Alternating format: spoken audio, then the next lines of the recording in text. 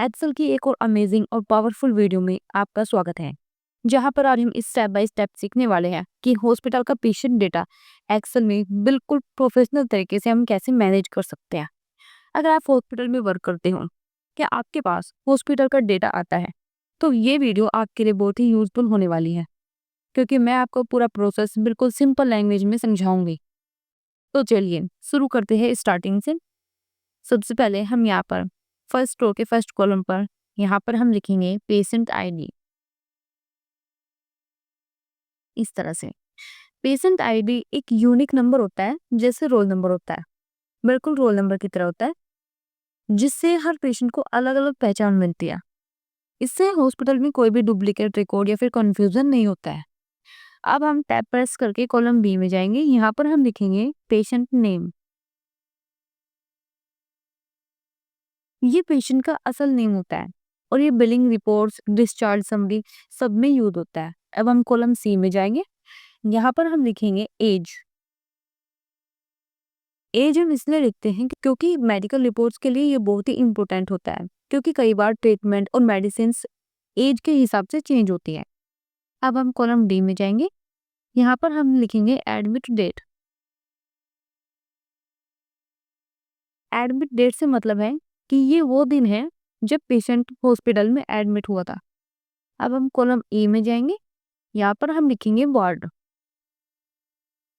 प्रत्येक हॉस्पिटल में काफी सारे वार्ड होते हैं, जैसे general ward, special ward, ICU, CCU या फिर कोई प्राइवेट रूम। हर वार्ड का जो चार्ज होता है वो अलग अलग होता है, क्योंकि हर वार्ड में फैसिलिटीज और मॉनिटरिंग के लेवल जो होते हैं वो अलग होते हैं। अब हम कॉलम एफ में जाएंगे। यहाँ पर हम लिखेंगे डिस्चार्ज डेट। ये वो डेट होती है जब पेशेंट हॉस्पिटल से घर जाता है। अब हम कॉलम जी में जाते हैं। कॉलम जी में हम टोटल डेज निकालेंगे, इस तरह से। अब इसमें एक इम्पोर्टेंट बात याद रखनी है कि हॉस्पिटल स्टे में एडमिट वाला दिन भी काउंट होता है, इसलिए फॉर्मूला हमेशा डिस्चार्ज माइनस एडमिट प्लस 1 होता है। ये हम आपको बाद में समझाएंगे। अब हम कॉलम एच में चलते हैं। यहाँ पर हम लिखेंगे वार्ड चार्ज। अब हम कॉलम आई में आते हैं। यहाँ पर हम लिखेंगे डॉक्टर फीस। अब कॉलम जे में हम टोटल अमाउंट कैलकुलेट करेंगे। अब इसके बाद हमें इसको ऑटो फिट करना है। हम कैसे करेंगे? हमें सिर्फ यहाँ पर डबल क्लिक कर देना है, इस तरह से।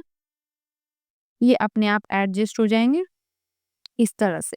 ये देखिए, ये अपने आप एडजस्ट हो गए है बहुत ही अच्छी तरीके से। अब जब हमने सभी कॉलम्स में हेडिंग्स लिख ली है, अब हम इनके ऊपर एक टाइटल लिखेंगे। उसके लिए हम यहाँ पर क्लिक करेंगे और यहाँ पर क्लिक करने के बाद हम राइट क्लिक करेंगे, या फिर मैंने आपको बताया भी था, हम यहाँ पर क्लिक करके यहाँ पर जाएंगे इंसर्ट पर और यहाँ पर हम कर देंगे इंसर्ट सीट रो। यहाँ पर एक सीट इंसर्ट होकर आ जाएगी। तो इसके बाद हमें यहाँ पर फिर से एक रो इंसर्ट करनी है, तो यहाँ पर जाइए और इंसर्ट कर दीजिए, इस तरह से। यहाँ पर दो रो इंसर्ट होकर आ गई है। अब हमें यहाँ पर एक टाइटल लिखना है, तो टाइटल लिखने के लिए हम इसको यहाँ से यहाँ तक सिलेक्ट करेंगे और उसके बाद हम यहाँ से मर्ज कर देंगे, इस तरह से। यहाँ पर मर्ज हो गया। अब हम यहाँ पर एक टाइटल लिखेंगे, जैसे मैं लिखती हूँ patient billing data of city hospital.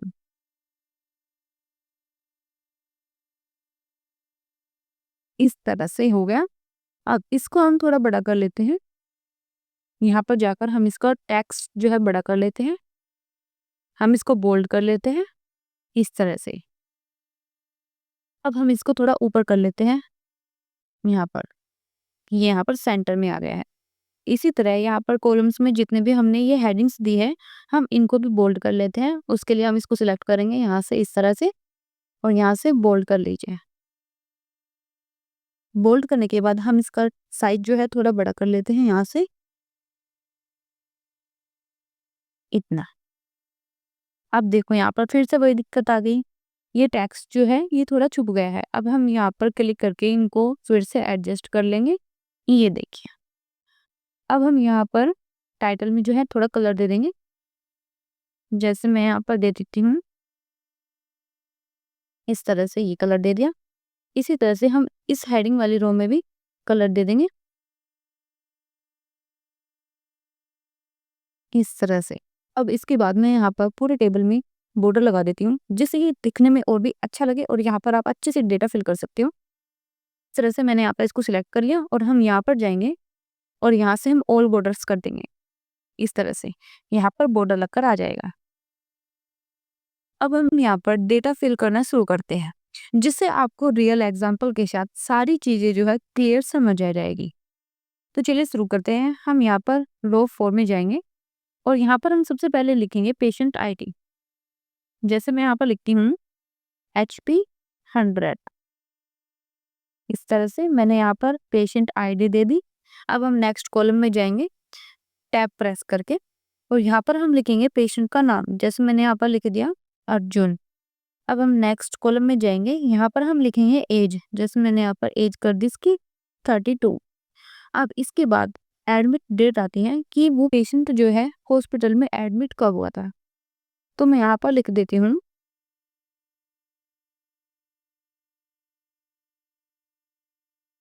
इस तरह से, मैंने यहाँ पर एडमिट डेट लिख दी। अब इसके बाद हम बोर्ड में जाएंगे, यहाँ पर मैं बोर्ड कर देती हूँ जर्नल। जर्नल। अब इसके बाद हम डिस्चार्ज डेट पर जाएंगे, यहाँ पर डेट लिख देती हूँ मैं 17। इस तरह से। इसके बाद हम नेक्स्ट कॉलम में जाएंगे टोटल डेज में। ये मैंने आपको पहले भी एक्सप्लेन किया था कि हॉस्पिटल स्टे में एडमिट वाला दिन भी काउंट होता है। अब मान लीजिए यहाँ पर एडमिट डेट लिखे हैं, आप यहाँ से 12 से काउंट नहीं करोगे, आप करोगे 13, 14, 15, 16, 17। आपके दिन कितने हुए? आप यहाँ पर कितने दिन लिखोगे? 5 दिन। लेकिन ये 6 दिन हुए, क्योंकि हमने आपको बताया था कि हॉस्पिटल में एडमिट वाला दिन भी काउंट किया जाता है। इसलिए फॉर्मूला हमेशा यही रहेगा, डिस्चार्ज माइनस एडमिट और +1 एंटर कर दीजिए। ये देखिए 6 दिन बैठते हैं, तो आपको यही फॉर्मूला यूज करना है। अब हम नेक्स्ट कॉलम में चले जाते हैं, यहाँ पर हम वार्ड का चार्ज लगा देंगे 500। इसके बाद डॉक्टर की फीस कर देते हैं हम 400। अब इसी तरह मैं इस डेटा को भी यहाँ पर फिल कर लेती हूँ। अब देखो, इसी पैटर्न को फॉलो करते हुए मैंने यहाँ पर पूरा डेटा फिल कर लिया है। अब पहले हम इसको अच्छा लुक दे देते हैं। तो उसके लिए हम क्या करेंगे, सबसे पहले हमें यहाँ से ये पूरा टेबल सिलेक्ट कर लेना है इस तरह से। उसके बाद यहाँ पर इस टेबल में जो टेक्स्ट लिखा हुआ है वो हमें अच्छे से क्लियरली नहीं दिख रहा, मतलब वो यहाँ पर साइड में, इस साइड कोने में है। तो हम उसको अच्छा लुक देने के लिए इसको थोड़ा एडजस्ट कर लेते हैं। हम इसको सेंटर में ले आते हैं इस तरह से। ये देखिए, अब ये टेक्स्ट जो है ये बिल्कुल सेंटर में आ गया है। अब ये और भी अच्छा दिख रहा है। देखिए, यहाँ पर हमने पेशेंट आईडी दे दी है, पेशेंट का नाम दे दिया है, उनकी एज हो गई, यहाँ पर एडमिट डेट हो गई, जिस डेट को पेशेंट यहाँ पर हॉस्पिटल में एडमिट हुआ होगा। और ये यहाँ पर वार्ड हो गई, general ward, ICU, CCU, special. यहाँ पर डिस्चार्ज डेट हो गई, जिस दिन पेशेंट अपने घर गया होगा। यहाँ पर टोटल डेज हो गए कि पेशेंट एडमिट डे से लेकर डिस्चार्ज डे तक कितने दिन वहां पर एडमिट रहा। यहाँ पर वार्ड चार्ज हो गया, जिस वार्ड में वो रहा था तो उसका चार्ज कितना है। उसके बाद आ जाता है डॉक्टर फीस, कि डॉक्टर की फीस कितनी है। तो चलिए अब बात करते हैं सबसे इम्पोर्टेंट पार्ट की, टोटल अमाउंट की। यहाँ पर लोग सबसे ज्यादा मिस्टेक कर देते हैं, इसलिए मैं आपको बहुत ही क्लियरली और सिंपल एग्जाम्पल के साथ समझाऊंगी। देखो, हॉस्पिटल में 2 तरह के चार्ज होते हैं।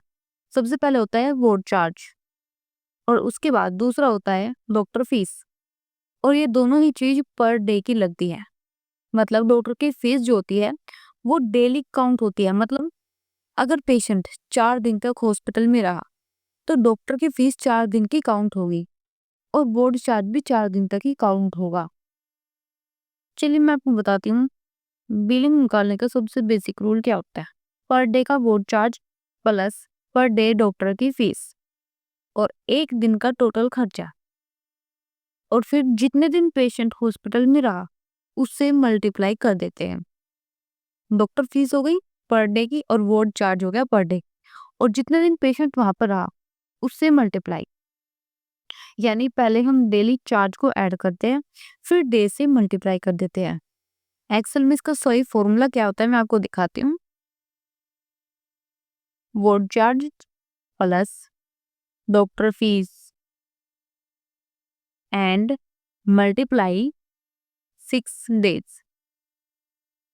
ये एक्सेल में सही फॉर्मूला होता है कि सबसे पहले वार्ड चार्ज और डॉक्टर फीस इन दोनों को प्लस करते हैं और फिर जितने डेज पेशेंट वहां पर रहता है उससे मल्टीप्लाई कर देते हैं। यहाँ से हम एंटर कर देंगे इस तरह से। ये इसका टोटल अमाउंट निकल कर आ गया। अब मैं आपको अच्छे से समझाती हूँ।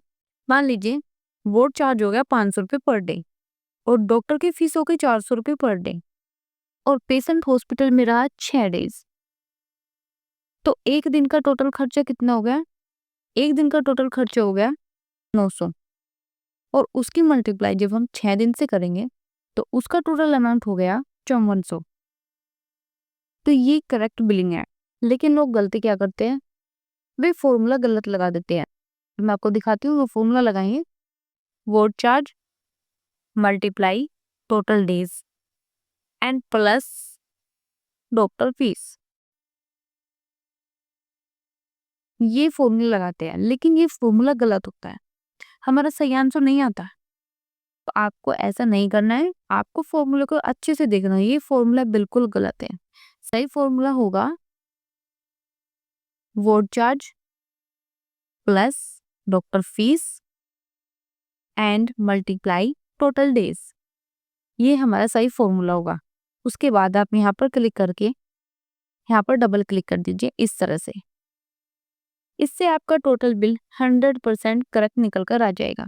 अब हम इस पर थोड़ी फॉर्मेटिंग कर लेते हैं। इस टेबल को यहाँ से यहाँ तक सिलेक्ट कर लेती हूँ इस तरह से। अब मैं यहाँ पर फॉन्ट कलर दे देती हूँ ताकि आपको अच्छे से क्लियरली दिखाई दे। मैं इसका कलर ग्रीन कर देती हूँ इस तरह से और मैं इसको थोड़ा बोल्ड कर लेती हूँ। इस तरह से आपको अच्छे से एकदम क्लियर दिखाई देंगे। अब हम इसका थोड़ा साइज बड़ा कर लेते हैं इस तरह से। हम इसका कलर कर लेंगे ब्लू इस तरह से। तो दोस्तों इस तरह से हमने पूरा हॉस्पिटल बिलिंग डेटा एक्सेल में इजीली क्रिएट किया। समझा कि कौन सा कॉलम क्यों यूज होता है, डेज का सही फॉर्मूला क्या होता है और टोटल अमाउंट को बिल्कुल एक्यूरेट तरीके से कैसे कैलकुलेट करते हैं। मुझे उम्मीद है कि आपको ये वीडियो हेल्पफुल लगा होगा। अगर आपको ये वीडियो और एक्सप्लेनेशन पसंद आई हो तो वीडियो को लाइक करें और चैनल को सब्सक्राइब करें और कमेंट करके बताएं कि नेक्स्ट वीडियो में आप क्या सीखना चाहते हो। तो मिलते हैं एक्सेल की नेक्स्ट वीडियो में। तब तक के लिए धन्यवाद।